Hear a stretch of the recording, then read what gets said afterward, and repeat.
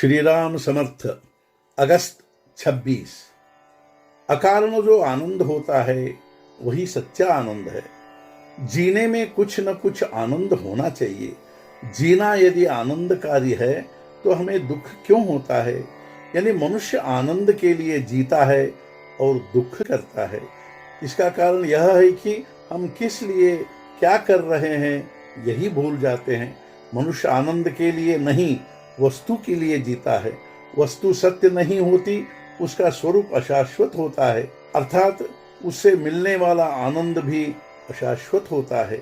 हम आनंद में रहे ऐसा हर किसी को लगता है, यानी भगवान के पास जाए ऐसी इच्छा होती है, क्योंकि भगवान आनंद स्वरूप ही हैं। हमें एक ऐसी विचित्र आदत हो गई है कि हम किसी कारण के बिना आनंद का अनुभव ले ही नहीं सकते।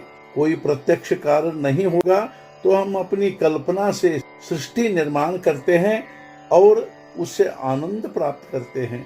आनंद प्राप्त होने के लिए ही प्रत्येक मनुष्य कोशिश करता है, किंतु किसी कारण से निर्माण होने वाला आनंद का रास्ता दुख के रास्ते से गुजरता है और उस आनंद के लिए मनुष्य दुखदायक गृहस्थी का पल्ला पकड़ता है। इसलिए कोई कारण न होते हुए आनंद मनाने की आदत हमें डाल लेनी चाहिए। जो आनंद किसी कारण पर निर्भर होता है वह अर्थात अशाश्वत ही होगा, इसलिए वह सच्चा आनंद नहीं है। अकारण आनंद प्राप्त होने के लिए एकदम स्वस्थ बैठने को सीखना चाहिए। यह कुछ भी न करना बहुत उच्च कोटि की अवस्था है। कुछ करने की अपेक्षा यह बहुत कठिन है। भगवान से एक रूप होना अर्थात अनन्य होना, अपने कर्तापन की भावना पूर्णतया मिटाना, उसकी मृत्यु करना ही वह अवस्था है। यदि तुम आनंद चाहते हो तो तुम आनंद में ही रहो, हर हालत में आनंद बना रहे। अपनी इच्छा के अनुसार बात घटी तो संतोष माने, किंतु आनंद नहीं होना चाहिए। कोई भी मनुष्य सब कुछ अपने लिए करता है।